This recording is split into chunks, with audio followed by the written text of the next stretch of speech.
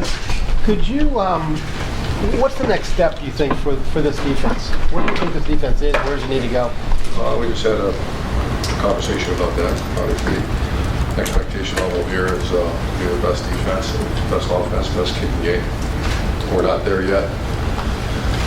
I think it's very close. I don't think we have the, you can't say that we have a couple units that just are personnel based. I think we have very good personnel. I think we have very good coaches. We just could have put one all together. Pass defense was outstanding last week. We gave it 20 yards rushing. So it's what's next is a complete game, a dominant performance, and we haven't had that yet. And Eli Apple last year was the young guy. Now he's the veteran. How has he progressed in that role? What would you want to say about his performance? I don't have all the stats with me of champion level performances, but I think he's. I don't think he's the best corner in college football. We expect him to be at some point. I think he works his tail off, and he's pretty good.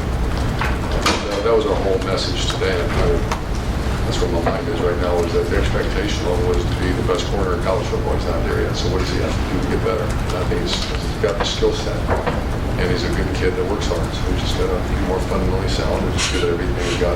It's just typical 8-game into the season. Some teams take off, some players take off, and others don't. And the ones that do are the teams and the players that do become exceptional. Right now, we're very good, but the next few weeks going to be exceptional. Second row left, Ari. Urban, going back to that, just what made Steve Miller, Curtis Grant, Evan Spencer. Steve Miller is as good a defensive end as America last year at the end of the season. Think about that. Stevie Miller was one of the best defensive ends in college football. Why? That's the right team. I got our team thinking about that. Why? And that's a little bit. I just bring up Eli, very good player. The next step. Urban, in the world of recruiting, I think getting a quarterback is probably the toughest position, or arguably the toughest position to identify. But can you speak to just a pure elite defensive tackle? How hard are those to find? How imperative is it for you to have one? And how is that maybe the rarest position in terms of finding a truly elite guy? Oh, that's probably the most premium. That defensive end are the ones that I say that quarterback corner. They're all elite positions, critical positions. But that's so many times those guys are developed. A great defensive tackle, or Mike Bennett. By the end of the season, he was playing as good as anybody. Adolphus Washington.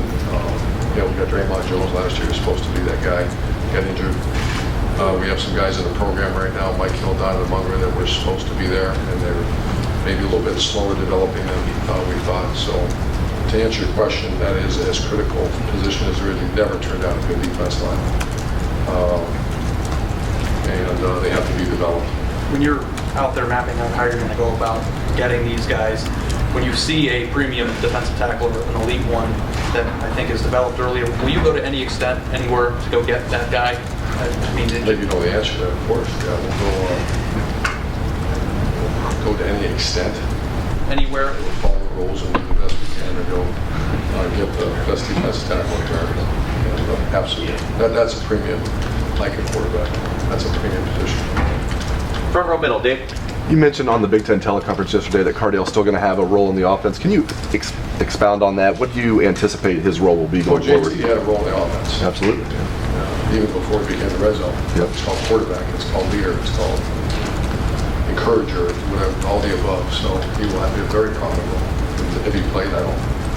The decision's not now to be discussed, but he has to stay engaged with the whole thing. It's safe to say this is not a two-quarterback system. This is JT's show. Yeah. JT's starting at quarterback. Front row right here, Austin. Urban, I know that for the most part you don't really care about outside opinions and projections of your team, what maybe the media thinks. But when you have all these conversations going on about what's wrong with Ohio State, it's probably hard to ignore those conversations.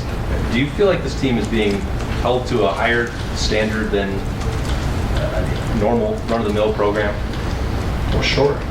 There's probably 10 programs in America that hold an extremely high standard, and we're one of them. And I don't. You made the comment that I don't. Those conversations I'm not part of. I'm part of really important ones, and how do we become the best defense, best offense, best special teams in America? And it's hard to do. You know, I think the way we finished a year ago was a perfect template. Hard to say there was better defense, hard to say better offense, and better kicking game. But that's, you know, that's Camelot. That's everybody's working to get that. This is a similar, topic with when these rankings come out in the playoff selection. That's another maybe distraction. But do you see a team right now out on the field Saturdays, out on the practice field, that is a playoff caliber team?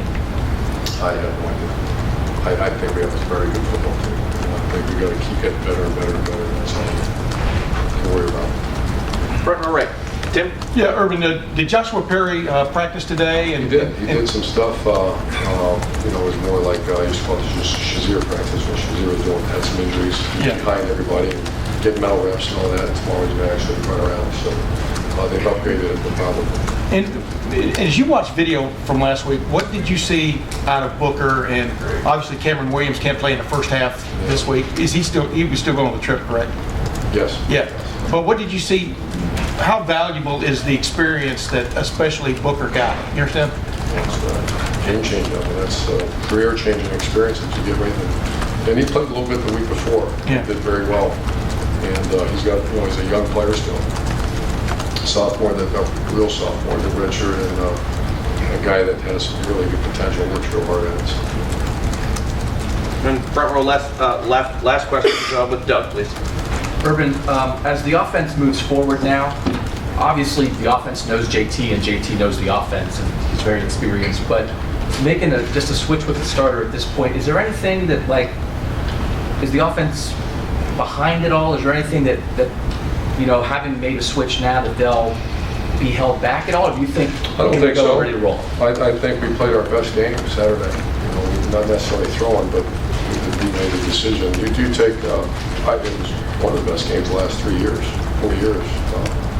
against Penn State. So, to score 38 points against that team, run for 350 yards, and I hear, what's wrong with the offense? That's one of those that, what'd you just say? What's wrong with the offense? Offense is great. You just have to be more consistent in the throw game. And then, I guess when you work on that, you're throwing the ball much better and you run the ball like you did Saturday. The thing I'm looking for is consistency, which every school in the country is looking for that.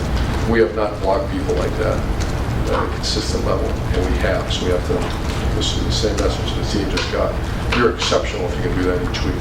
And we're not exceptional, but how many teams are there? So I see a very positive curve on both sides of the ball, and our kicking game, very positive.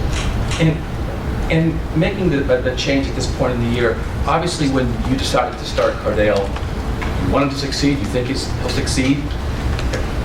Why do you think maybe it didn't work out maybe as well as you hoped it would when he won that job? I don't know that. I have my opinions, which I'm probably not going to share right now, but I just, the kid's 10-0 as a starter. He just threw for 300 yards a couple games ago, and once again, your average margin of victory, I think, is 21 points or something like that. And won 20 straight games. I don't know. What's the problem? Why didn't things work out? It's working out okay.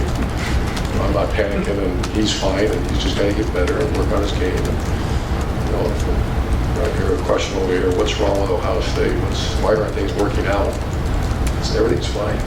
We're just trying to get a little better each week and win a game. Try to win it on rate. That's all our focus is. Coach, thank you very much. Thanks, Coach. Here's the wing.